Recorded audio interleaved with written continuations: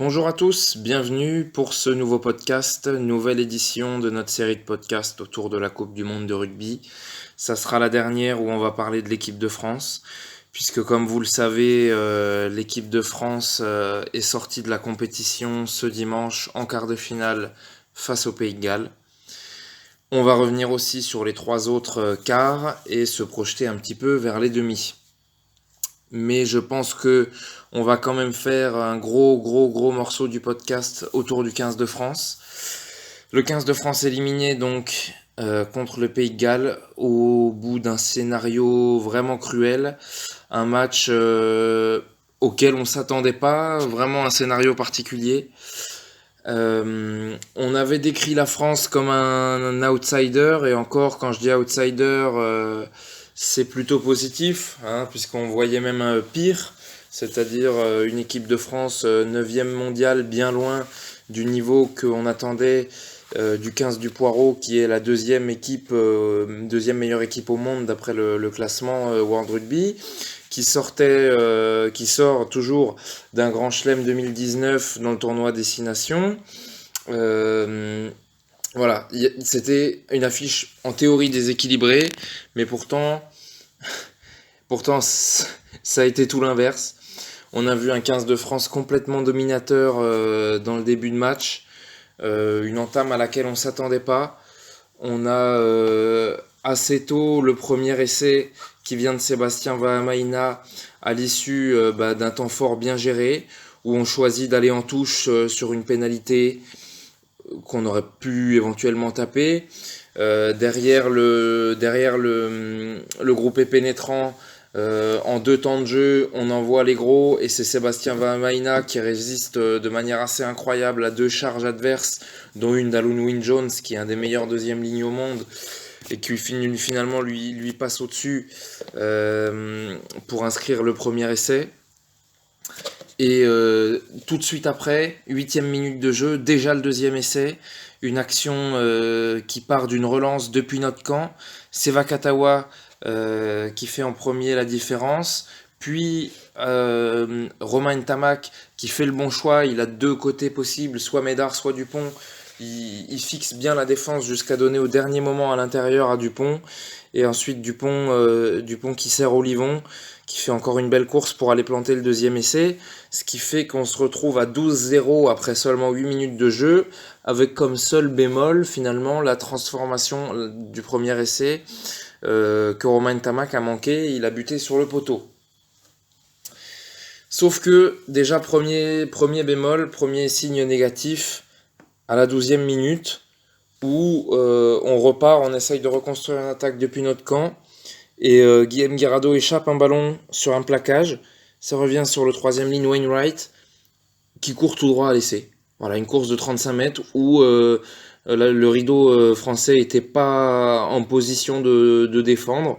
Et voilà, on se fait déjà crucifier alors qu'on domine complètement le début de partie. On voit déjà les Gallois revenir proches de nous. Surtout que Bigard transforme, donc ça fait déjà plus que 12-7, puis 12-10 après une pénalité de Bigard.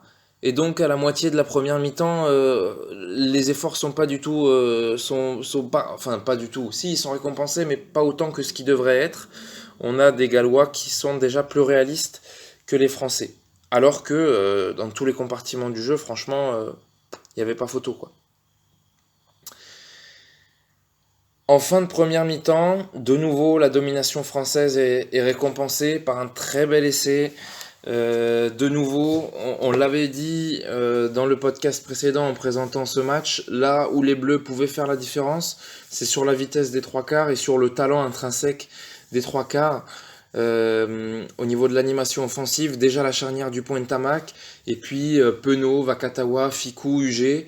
Euh, ça s'est vérifié, puisque ça part une classique d'abord 9-10, hein, Dupont pour Ntamak pour Penaud qui fixe deux défenseurs et qui réussit une passe offload splendide jusqu'à Vakatawa, qui lui encore réussit avec un retour intérieur à trouver l'intervalle entre un pilier et un arrière et à aller planter le troisième essai bleu.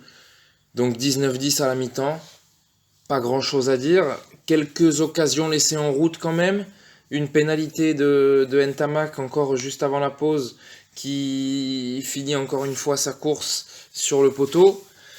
Certaines séquences où il y avait un petit peu mieux à faire.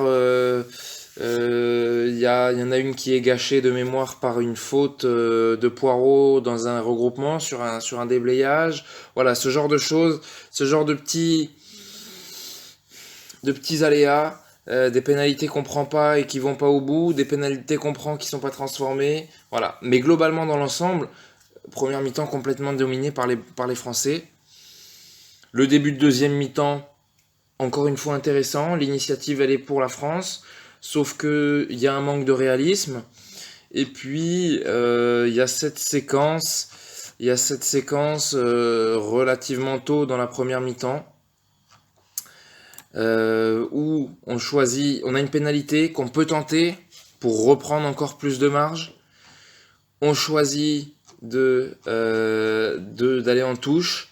Sur la touche, on tente un maul alors que c'est pas notre force depuis le début de match et les Gallois sont plutôt puissants. Le maul n'avance pas vraiment. Et dans ce maul, il y a la faute ultime, presque, celle de Sébastien Vahamaina, que vous avez probablement tous vu. D'abord, il attrape son vis-à-vis par le cou, sous une forme d'étranglement. Puis il a ce très mauvais geste terrible de retirer son coude pour se donner de l'élan et pour lui infliger un énorme parpaing dans la mâchoire du coude. Quand on voit la carrière de Sébastien Vahamaina, on comprend vraiment pas comment le pauvre Wainwright s'en est sorti. Mais franchement, c'est un geste relativement incompréhensible. Alors après, il y a eu après le match, Sébastien Vahamaina s'est excusé. Il a essayé de s'expliquer en disant que à son poste, on est constamment à la bagarre pendant 90 minutes, qu'il faut être agressif et que là, il a franchi la ligne rouge sans vraiment s'expliquer pourquoi. Carton rouge, tout à fait logique. De la part de l'arbitre sud-africain, il n'y a pas grand chose à dire là-dessus. Et c'est là que le match bascule, tout simplement. C'est là que le match bascule parce que à 14 contre 15, forcément, les Français qui étaient dominateurs jusqu'ici se mettent à reculer, subissent les offensives adverses et finalement, même s'ils résistent bien et que les Gallois sont toujours pas impressionnants, même à 15 contre 14, il y a toujours de nombreux ballons échappés, des en avant, des mauvais choix, des bonnes phases défensives françaises. Les Bleus ont tenu tout ce qu'ils pouvaient tenir. Il y a notamment une interception de Yohann Huget dans cette deuxième mi-temps qui est très marquante. Parce que l'essai était très proche et Huget arrive à faire l'interception qu'il faut. Mais malgré tout ça, à la 74e minute, sur une mêlée, introduction France proche de la ligne, c'est Ficou, donc le 3/4, qui vient donner un coup de main aussi bien qu'il peut à une mêlée amputée donc d'un deuxième ligne. Cette mêlée se fait complètement enfoncer. Charles Olivon qui est derrière la mêlée s'empare du ballon coûte que coûte. En reculant se fait arracher le ballon, je crois, par Tipuric ou en tout cas par un Gallois. Et oui, ça va au bout et c'est Moriarty qui conclut l'essai. Proche du gong, voilà, 5 minutes de la fin. Scénario vraiment terrible. Qui condamne l'équipe de France, qui s'est battue avec ses armes en infériorité numérique pendant toute la deuxième mi-temps, qui a fait ce qu'elle pouvait, mais elle ne pouvait pas plus. Et forcément, on ne peut pas s'empêcher de voir un peu le revers de la médaille de la fameuse demi-finale de 2011, où c'était l'inverse, c'était les Gallois qui étaient la plupart du match à 14, pour un carton rouge infligé au capitaine Warburton qui avait fait un plaquage cathédral très dangereux sur Vincent Clerc, et où c'était les Gallois qui avaient échoué à 1 point dans un match qu'ils auraient probablement mérité de gagner. Je crois que ça finit à 9-8 ou quelque chose comme ça. Voilà, c'est le retour de bâton cette fois, et donc la France qui sort pour un petit point, 20-19, alors que sur ce match-là, elle méritait de passer. D'ailleurs, y compris le sélectionneur gallois l'a dit, Warren Gatland, c'est la meilleure équipe a perdu sur ce match. C'est loin, loin, loin du scénario qu'on attendait. On attendait pas grand-chose de l'équipe de France qui était dans un marasme continu depuis plusieurs années, qui avait essayé de reconstruire un petit peu à l'arrache lorsque la fédération avait décidé d'évincer Guinoves au milieu de son mandat pour finalement installer Jacques Brunel il y a seulement 2 ans, alors que la plupart des grandes nations mondiales construisent avec le même staff depuis des années, que ce soit la Nouvelle-Zélande, l'Irlande, le Pays de Galles, l'Angleterre c'est depuis 4 ans. Voilà, la France a pataugé, a tâtonné depuis de nombreuses années.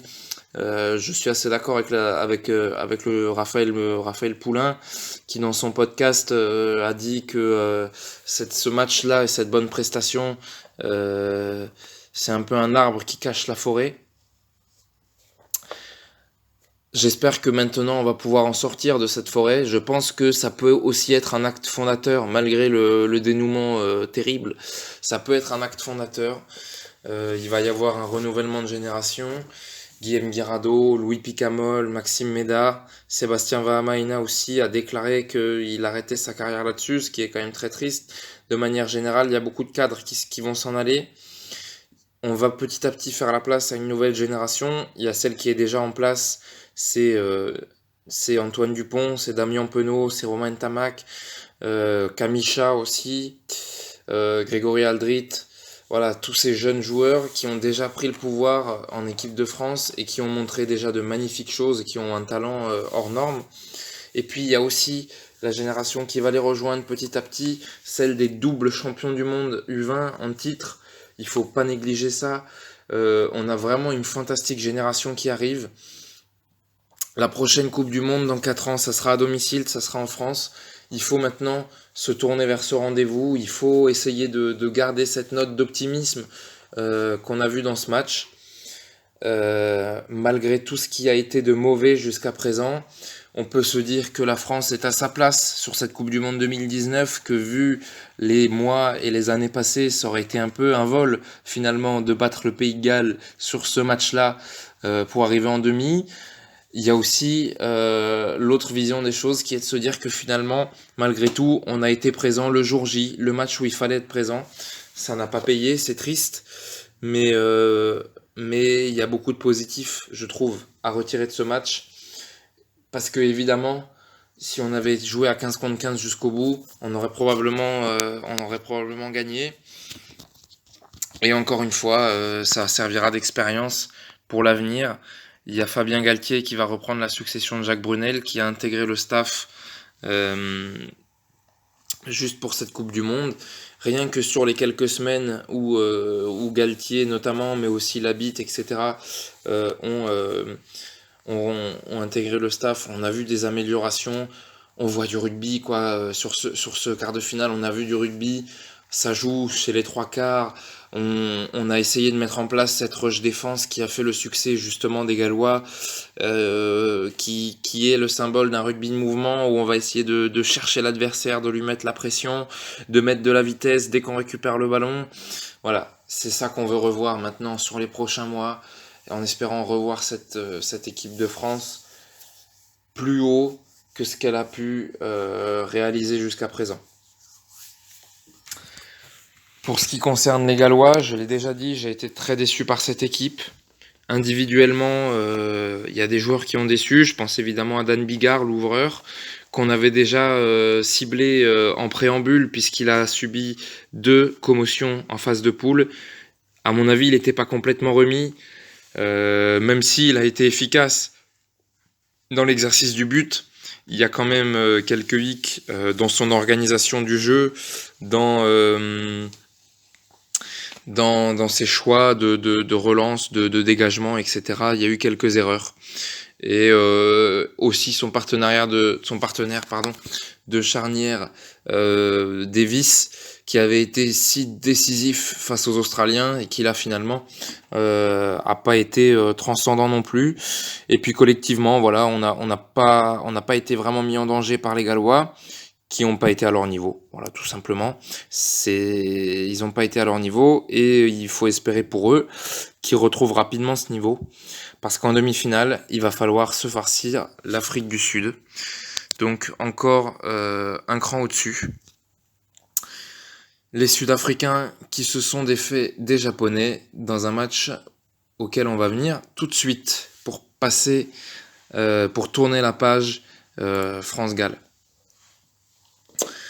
Donc c'était Japon-Afrique du Sud, c'était un match aussi très attendu parce que forcément le Japon est l'équipe qui nous a fait vibrer dans ce début de compétition.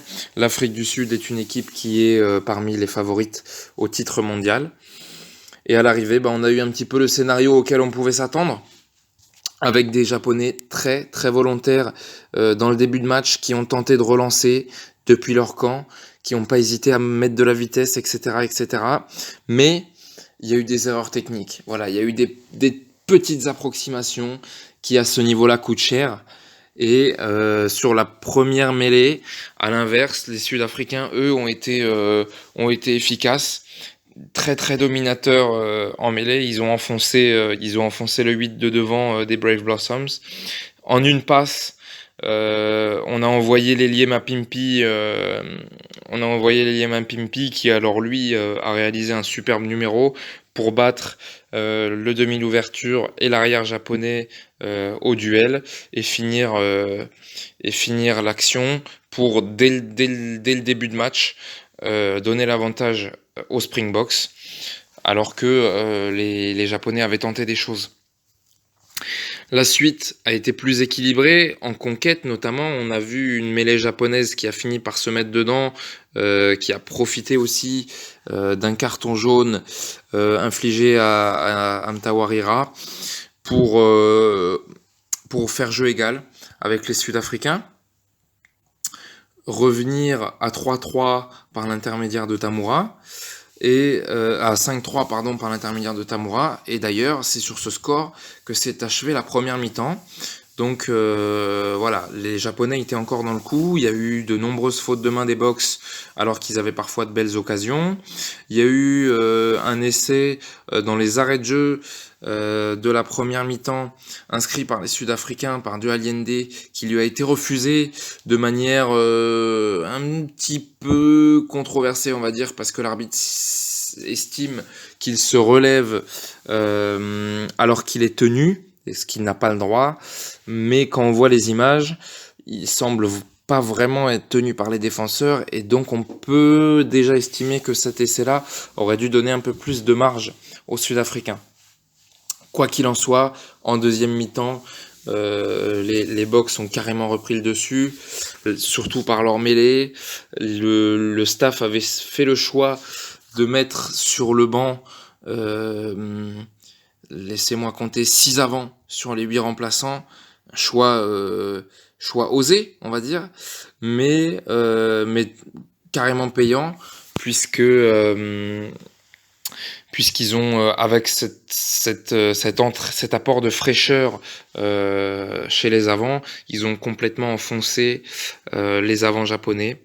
Il y a notamment cet essai impressionnant à la 66e minute, issu d'un ballon porté qui avance de 35 mètres. On part d'une touche depuis le camp sud-africain, on arrive dans les 22 mètres adverses. Plus de 35 secondes où ce groupé pénétrant avance petit à petit et fait reculer donc les Brave Blossoms, et au final c'est le talonneur remplaçant Marks. Déjà rien que le fait de dire que le talonneur remplaçant c'est Malcolm Marks, ça vous permet peut-être de placer un peu le niveau de l'Afrique du Sud.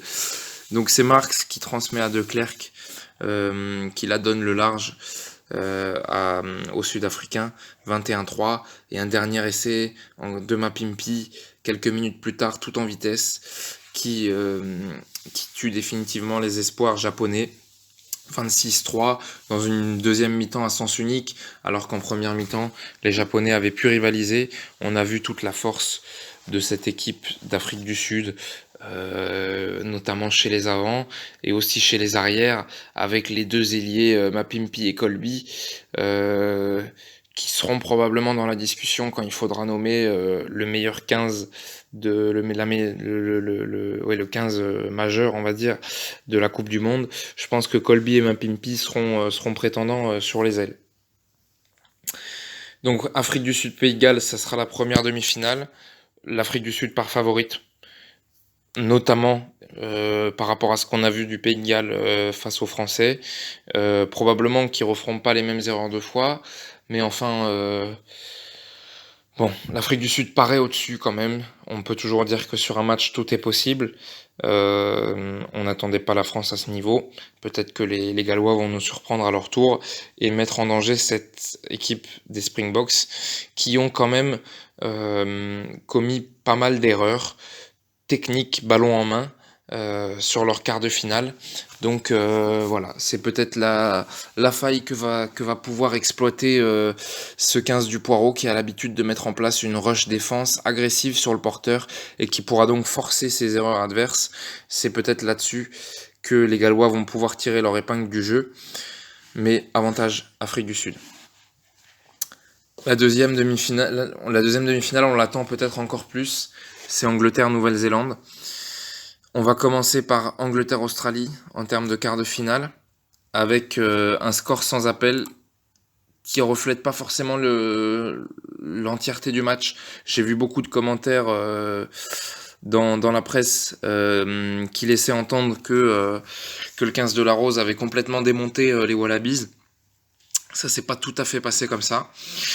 Dans le début de match, c'est les Australiens qui ont dominé, avec 90% de possession de balle sur les 10 premières minutes, notamment une action avec plus de 15 phases de jeu qui n'a pas été concrétisée. Paradoxalement, les Australiens marquent leurs 3 premiers points sur une contre-attaque. Mais en face, les Anglais, eux, ont été très réalistes. Le premier essai, il vient d'une mauvaise relance australienne les Wallabies qui ont tenté de repartir de leur camp sur un renvoi, qui finalement s'en sortent pas vraiment, perdent la balle, et là en quelques passes, en quelques temps de jeu, les Anglais ont cette force-là d'arriver très rapidement sur les extérieurs et d'envoyer Johnny May à l'essai. Puis, quelques minutes plus tard, sur une phase où c'est les Australiens de nouveau qui sont à l'initiative et à l'offensive, Pocock perd le ballon. C'est le 3/4 centre Slade qui s'en empare, qui déjà commence par une fantastique course avant de servir au pied Johnny May, son ailier, pour le doubler. Et voilà, 21 minutes. Implacable, les Anglais. 14-0. Alors que 14-3 pardon, alors que c'était plutôt les Australiens qui dominaient. On a vu dans ce match beaucoup de vitesse dans les enchaînements des temps de jeu, des deux côtés d'ailleurs, et ça s'est encore vérifié au retour des vestiaires, où les Australiens reviennent dans le match sur un essai fantastique des 3/4 qui part d'une passe sautée de l'arrière Bill vers Koro Ibete, et Koro Ibete fait un numéro fantastique sur l'aile pour ramener son équipe à 17-16. À ce moment-là, tout reste à faire, mais il y a derrière très rapidement les Anglais toujours aussi implacables, un essai de Sinclair qui redonne immédiatement le large aux Anglais, pas le temps de gamberger, sur une passe fantastique de l'ouvreur Owen Farrell. Et le tournant du match, un peu avant l'heure de jeu, à 27-16, il y a un énorme temps fort australien sur plus de 5 minutes. Ils obtiennent une pénalité en face des poteaux, donc ils sont alors à -11, ils choisissent de pas la prendre, de prendre la mêlée. Il y a plusieurs temps de jeu qui s'enchaînent à 5 mètres de la ligne anglaise, et finalement le pilier Sinclair arrache le ballon au numéro 8 australien et tue l'occasion adverse. Donc vraiment, c'est le réalisme anglais qui a fait la différence, puisque les Australiens n'ont pas concrétisé leurs occasions. À l'inverse, à l'inverse, les Anglais ont scoré quand il le fallait. Même dans les tout derniers instants, ils arrivent encore à planter un essai par l'intermédiaire de Watson qui vient intercepter une passe alors que les Australiens essayaient de repartir depuis leur camp. C'est le symbole de ce match. Voilà, c'était plutôt équilibré dans le contenu, mais dans l'efficacité, il y avait un monde d'écart entre ce 15 de la Rose qui est tellement tueur et les Australiens qui n'ont pas su l'être. Enfin, dernier quart de finale, c'est Nouvelle-Zélande-Irlande. Là, on va aller plus vite parce que pour le coup, ça a été une démonstration de rugby. Alors que l'Irlande est franchement une des meilleures équipes au monde, eh ben ça suffit toujours pas quand il faut affronter les All Blacks. On l'a dit, hein, pour jouer cette équipe-là, la moindre erreur est fatale. Et effectivement, les Irlandais ont payé chaque erreur cash. Ils prennent des essais terribles sur des contre-attaques ou des essais à zéro passe, quoi, où c'est sur une course de plus de 50 mètres que les Néo-Zélandais vont scorer. Là où les Irlandais sont la plupart du temps très forts, c'est autour des rucks. Cette fois, ils l'ont été un peu moins. Et notamment les deux premiers essais qu'ils encaissent, c'est Aaron Smith, le demi de mêlée, qui arrive à s'échapper en bordure de ruck. Il n'y a pas besoin de lui laisser un gros espace, hein. Quelques centimètres et il s'engouffre dedans. Et c'est comme ça qu'il a donné tout de suite l'avantage à la Nouvelle-Zélande. Les Irlandais ont été incapables de répondre, inefficaces, un peu à l'image des Australiens, alors que les All Blacks ont été implacables. Il n'y a pas grand-chose à dire de plus. C'est un petit peu les mêmes qualités que les Anglais, c'est-à-dire qu'ils laissent pas de points en route, jamais. Et c'est des tueurs, quoi. Voilà, c'est là où il y a tant d'écart par rapport aux autres nations qui sont pourtant si proches. Voilà, c'est si proche mais si loin à la fois. Et donc on attend vraiment avec impatience cette demi Nouvelle-Zélande-Angleterre, vraiment alléchante. Les deux meilleures équipes du monde à l'heure actuelle. Presque une finale avant l'heure, on peut le dire, même si de l'autre côté, l'Afrique du Sud est un prétendant sérieux quand même, hein. Mais les deux meilleures équipes, elles sont là, c'est Nouvelle-Zélande-Angleterre. Et, et mon Dieu que cette demi-finale est alléchante. Voilà, il y a tout là-dedans. Il y a les premières lignes, les mêlées qui sont les meilleurs au monde. Il y a les animateurs du jeu qui sont aussi les meilleurs au monde. Owen Farrell, Richie Mo'unga, Beauden Barrett. Il y a des ailiers fantastiques à la finition. D'un côté, c'est Johnny May et Anthony Watson. De l'autre côté, c'est Sivouris et George Bridge. Dire que du côté de la Nouvelle-Zélande, il y a Rico Ioane, 22 essais en 21 matchs avec les Blacks, qui est en tribune. C'est pour vous dire un peu le niveau, c'est qu'il est dans cette sélection et il est même pas sur le banc. Vous avez ce qui se fait de mieux dans le rugby mondial du côté de la Nouvelle-Zélande. Il va falloir que les Anglais réussissent le match parfait pour les battre, et en même temps, c'est une équipe qui paraît capable de les battre parce que elle fait un début de Coupe du Monde exceptionnel et que elle construit son équipe depuis 4 ans désormais avec Eddie Jones qui est un excellent coach. Donc voilà, Nouvelle-Zélande-Angleterre pour affronter en finale le vainqueur de Pays de Galles Afrique du Sud. Je crois que là on a fait le tour pour ce podcast Coupe du Monde de rugby. On approche petit à petit de la fin. Malheureusement, ça sera sans les Français. Voilà, c'est le côté un peu triste de ces quarts de finale qui va l'emporter parce que on aurait aimé voir les Bleus une fois de plus en demi-finale. Mais les affiches qui nous attendent sont quand même suffisamment fantastiques pour qu'on ne rate pas ces demi ce week-end. Je vais vous donner tout de suite les rendez-vous exacts. Ça sera samedi 10h pour Angleterre-Nouvelle-Zélande et dimanche, même heure, 10h, pour Pays de Galles Afrique du Sud. Voilà, c'est désormais fini pour ce podcast. On va bientôt se retrouver sur CPI Sport, sur SoundCloud et sur YouTube pour ce qui est des podcasts. N'hésitez pas à aller visiter le site cpisport.wordpress.com régulièrement aussi et à nous suivre sur les réseaux sociaux bien sûr. Sur ce, bonne journée, bonne soirée selon à quelle heure vous écoutez et à bientôt sur CPI Sport. Ciao.